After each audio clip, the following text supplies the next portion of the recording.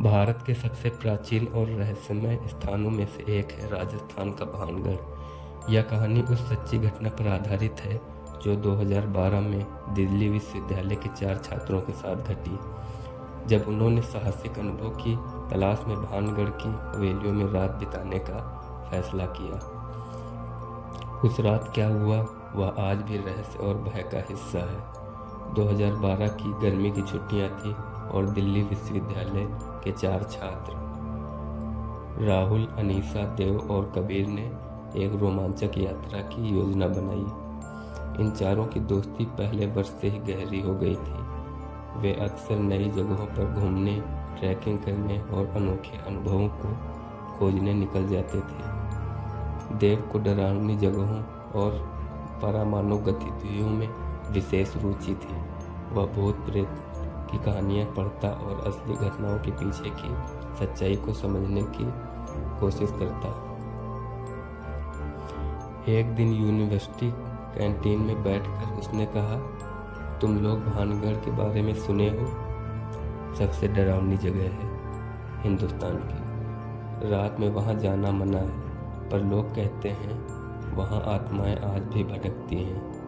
सरकारी चेतावनी लगी है वहाँ रात में ना जाने की। अनीसा बोली, जो तर्क और विज्ञान में विश्वास रखती थी। कबीर ने मजाक उड़ाया, भूत वूत कुछ नहीं होता, सब मन का वहम है, चलो ना एक बार ट्राई करते हैं। राहुल, जो एक शांत स्वभाव का लड़का था, पहले तो चुप रहा, लेकिन फिर उसने हामी भर दी। अगर हम सब साथ हैं तो क्यों नहीं। योजना बनी। वे दिन में जयपुर तक ट्रेन से जाएंगे, फिर एक किराए की कार लेकर शाम तक भानगढ़ पहुंचेंगे। उनका इरादा था कि वे रात भर वहां रुकेंगे और कैमरे से सब रिकॉर्ड करेंगे। जयपुर पहुंचते पहुंचते शाम हो गई थी। वहां उन्होंने एक एसयूवी किराए पर ली। ड्राइवर से जब भानगढ़ चलने को कहा गया तो उसने तुरंत मना कर दिया। साहब, वहां रात में कोई नहीं जाता, सरकार ने मना किया है, लोग गायब हो जाते हैं। देव ने हंसते हुए कहा, हम रिसर्च कर रहे हैं, बस हमें पास छोड़ देना, सुबह तक हम खुद लौट आएंगे। ड्राइवर ने डरते डरते उन्हें भानगढ़ की सीमा तक छोड़ा और बोला, अगर सूरज निकलने से पहले वापस आ गए तो ठीक है, नहीं तो भगवान मालिक। रास्ते भर वे लोग हंसी मजाक करते रहे, लेकिन जैसे ही किले के खंडहर पास आने लगे, एक अजीब सी चुप्पी हर किसी पर छा गई।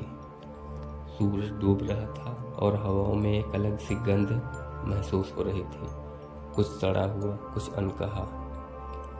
रात करीब 8 बजे वे भानगढ़ पहुंचे।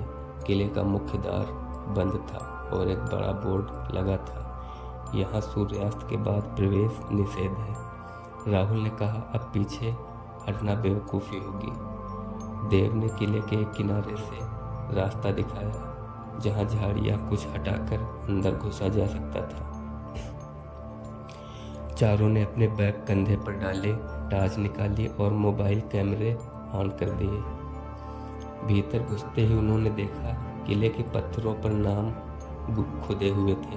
कुछ स्थानों पर पुराने खून जैसे धब्बे, एक कमरे में किसी शादी के मंडप जैसे ढांचे थे, जैसे कुछ अधूरा रह गया हो। इतनी सुंदर जगह और इतनी खामोश, अनीसा बोली। तभी तो डर लगता है, राहुल ने फुसफुसाया। करीब आधा घंटा बीता। वे मुख्य महल की ओर बढ़े। तभी देव को महसूस हुआ कि जैसे किसी ने उसके कंधे पर थपकी मारी। क्या हुआ? राहुल ने पूछा। मुझे लगा किसी ने, अरे छोड़ो, हवा हो गई। लेकिन इसके कुछ ही देर बाद कबीर के कैमरे की स्क्रीन ब्लर हो गई। उसमें कुछ आकृतियां उभरने लगी। जब उसने रिवाइंड करके देखा, एक लड़की की परछाई पीछे से चलती दिखाई दी। तुम लोग मजाक कर रहे हो क्या? वह चिल्लाया, पर किसी ने कुछ नहीं किया था। आगे बढ़ते हुए उन्हें एक कमरा मिला, जिसका दरवाज़ा अंदर से बंद था, लेकिन बिना किसी कुंडी के। कबीर ने जोर से धक्का दिया और दरवाज़ा खुल गया। भीतर जाने पर टॉर्च की रोशनी ने दीवार पर अजीब चित्र दिखाए, एक औरत, आग में जलती हुई, एक पुरुष जिसके चेहरे पर डर और क्रूरता साथ साथ थे। दीवार के एक कोने में संस्कृत में कुछ लिखा था, मुक्ति तभी मिलेगी जब सत्य उजागर हो। देव ने तुरंत फोटो ली और कहा, यह कोई पुरानी आत्मा की बात है, शायद यहाँ कुछ अनहोनी हुई थी। राहुल ने टूटी खिड़की के पास देखा, वहाँ राख जैसा कुछ पड़ा था और उसके बीच एक पुराना बालों का गुच्छा। रात के करीब 2 बजे होंगे। वे सब कमरे में ही बैठे थे जब अचानक टॉर्चें एक साथ बंद हो गई। मोबाइल का नेटवर्क भी चला गया। हवा ठंडी होने लगी और एक कंटीली सी गंध कमरे में भर गई। तभी अनीसा को लगा कि कोई उसकी गर्दन के पास सांस ले रहा है। वह चीखते हुए उठ खड़ी हुई, लेकिन वहाँ कोई नहीं था। अचानक कमरे का दरवाज़ा अपने आप बंद हो गया। देव खड़ा हुआ और उसकी आंखें पलट गई। उसने धीमी आवाज़ में बोलना शुरू किया, मुक्त करो मुझे, मुक्त करो, वो यहाँ आ रहा है। सबने उसे हिलाया पर वह अकड़ गया था। दीवार से अचानक आवाज़ आई, जैसे कोई उसे खुरच रहा हो। अगली सुबह कमरे का दरवाज़ा खुला मिला। वे सब किसी तरह बाहर आए। एक स्थानीय पुजारी जो किले के बाहर मिल गया ने जब उनकी हालत देखी तो बोला, तुमने उसे जगा दिया है। यहाँ एक रानी थी, रत्नावली। एक तांत्रिक ने उससे शादी करने के लिए काला जादू किया था। उसने आत्महत्या कर ली, लेकिन उस तांत्रिक की आत्मा अभी भी यहाँ है और हर आगंतुक पर अधिकार जमाना चाहता है। देव अब सामान्य नहीं था। उसे रोज रात नींद में बोलते देखा गया, भानगढ़ मेरा है, कोई बाहर नहीं जा सकता। वापस लौटने के बाद कबीर ने वीडियो को डिकोड किया। एक फ्रेम में एक लड़की की स्पष्ट तस्वीर दिखी, लाल साड़ी, खुले बाल और आंखें सीधी कैमरे की ओर। जब उसने फोटो का विश्लेषण करवाया तो विशेषज्ञों ने कहा कि यह तस्वीर डिजिटल रूप से बनाई नहीं जा सकती, कैमरे में असली उपस्थिति के कारण ही बनी है। देव को मानसिक अस्पताल में भर्ती कराया गया। डॉक्टर कहते यह गहरे मानसिक आघात का परिणाम है। पर एक रात अस्पताल की सीसीटीवी फुटेज में देव दीवार पर कुछ लिखता देखा गया, तांत्रिक लौट आया है, अगला तुम हो। 2023 में अनीसा ने एक किताब लिखी, भानगढ़ की रातें, लेकिन उसने असली नाम नहीं बताया।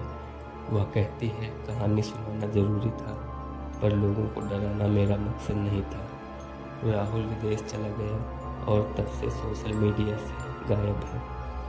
कबीर यूट्यूब चैनल चलाता है और अब भी मानता है कि वह उस रात मौत के बहुत करीब था। देव अब भी अस्पताल में है और कभी कभी बोलता है, रत्नावली ने मुझे बुलाया था और अब मैं उसका हूँ। भानगढ़ की यह घटना सिर्फ एक साहसी यात्रा नहीं थी, बल्कि एक ऐसी टक्कर थी इंसान की जिज्ञासा और परलोक की चेतावनी के बीच। किले की खामोश दीवारें आज भी कुछ कहती हैं, जो सुन सके उसके लिए। वीडियो में यहाँ तक साथ बने रहने के लिए आपका बहुत बहुत धन्यवाद।